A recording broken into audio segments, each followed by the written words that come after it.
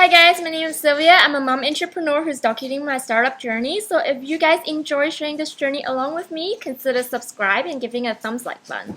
Now this video is going to be the 11th episode of my Sylvia's journey, and in today's video I'm actually going to talk about how to make your Shopify website and how to decide a perfect listing for Amazon.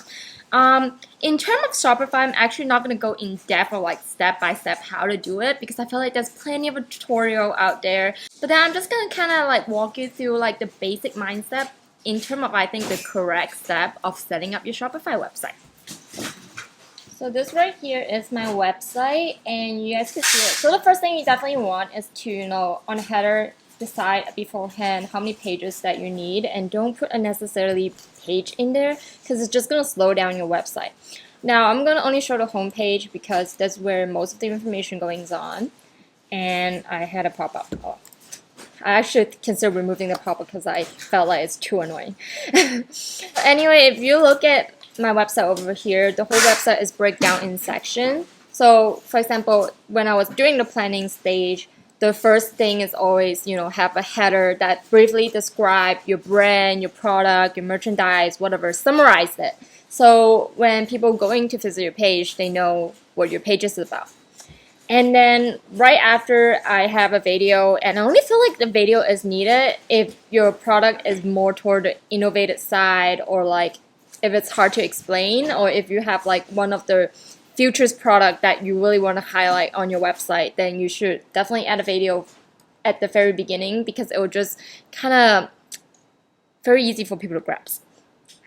Now I have some logo coming here afterward, and then basically this logo is summarizing my product, and obviously your website might look very different because you might doing a more comprehensive brand instead of just featuring a certain product, but you get the gist. So over here I have like 3 photos, and those are like the main selling point of my product. And then I have a section that teach educate the customer how to use my product properly. And then I have some more features, and then I put like the not very important features, like in terms of the material wise of the product, and like brand story at kind of like toward the lower end of the pages. So, and design, those are just stuff that's good to have on your website, but they're not necessary for people to buy your item, but they're good to have, like to just kind of lay it out there, so in case if they want more information about your product, they have it. And then there's the buy it page over here, and when I was editing the website, I noticed that I didn't add enough of the buy it now button throughout the pages, and it's not like a huge issue in terms of if you're just viewing on a computer, but then when it's viewing on your phone, which most people do, you really don't want people to scroll like long way after and they don't see a buy button because it might just annoy them. Like, what happens if they see in the middle of your page and they were like, whoa, that's a really cool product, I want to purchase it? Then that buy it button would be very important for them to just lead directly to the purchase page. So okay, so aside from the home page, I'm actually going to show you I'm going to show you other pages. So let's go to other pages for a look. Now this is like the Shop It Now page. You really don't want your Shop It Now page to be too fancy because by the time consumer goes into this page, they already make up their mind, like they have a high chance of buying. So you really don't need to reintroduce your product whole over again. You kind of just highlight the really pinpoint or maybe the spec of your product, and that's enough. Like like the sizing and colors, stuff like that. So you can see I really don't have much over here. And then right here, I actually do a review page of the website because a lot of people, they love to read review before buying the item.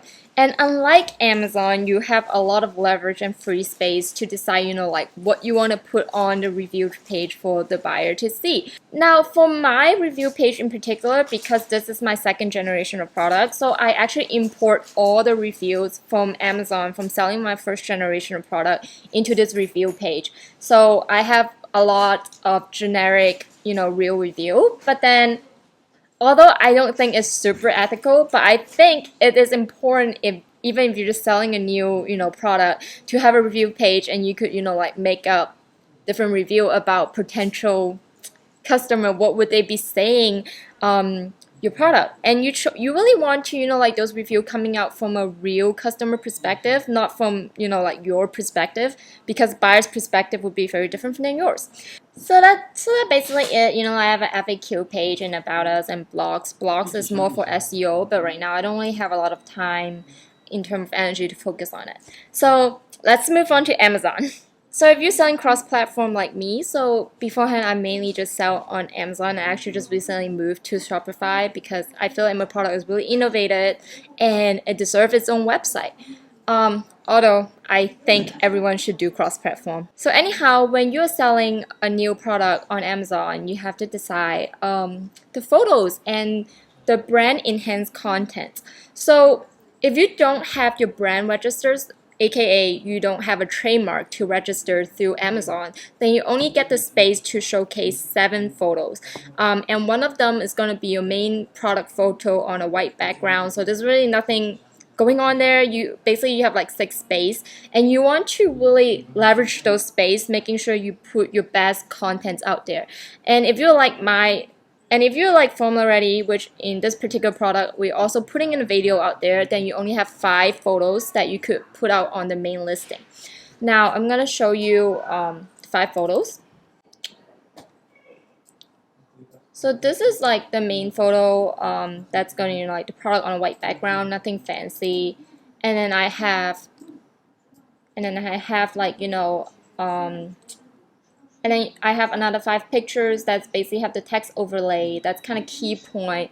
What is the key point of my product is to the consumer. And it's very important to my personal view that you put word on photos. Like, okay, some people might disagree because they feel like, well, my photo doesn't look as fancy after I put, like text on. But like nobody cares. Like just put them on there. People like to read text. If like your photo doesn't have text, it's kind of hard for buyer to know what type of points you want to deliver, and you're just wasting that very valuable space. Because face it, you're more likely to like read whatever text that's on a photo than like just read text alone that's on the description. Most people probably never read it, so you just want to make sure you put your important stuff on a photo. So basically for this particular product, I have most of my photo kind of screenshot out from the video that I previously take, but for like other photos like those, which is just basically on a white background with text overlaid, I have my in-house graphic designer to do those photos. And personally, in my point of view, it's very important as your business grow, or if you just want to do e-commerce business for real and you have like more than 2 or 3 products, that you hire an actual graphic designer to do your photos. Because if you're just going to outsource your photos to somebody out there every single time, it's kind of like the process of communication is going to be very difficult. So for example, like if my graphic designer hand me this photo and I don't like how the text look, or I don't like how the photos look, whatever, I could easily talk with him and then he could adjust them and then give the photo back to me within like 2 minutes. If you outsource them, one, it's just very time consuming. 2, they might not get what you really want. So just hire someone. And then now, like I say, if you have your brand registered, then you could do a brand enhanced content. And basically a brand enhanced content, you get 7 templates that you could put in there. So for template, I mean like one large photo like this one, which count as 1 template, and then like those 4 logo, like one template could put 4 stuff over there. Basically 1 row is 1 template. So you could put 7 rows of templates in there, and just plan ahead. Same as Shopify website. To me, I kind of just carry along how I do Amazon and bring that mindset into Shopify. So hopefully that works. I don't know if it works. I just feel like it should, because I feel like the whole design is very elegant. And yeah, so just plan your stuff ahead, and that's basically it. So that's basically it for this video. Hopefully it's not very long. And if you guys have any questions, comments, concerns, tips, whatever, leave them in the comment section below and I'll try my best to answer you as soon as possible. See ya!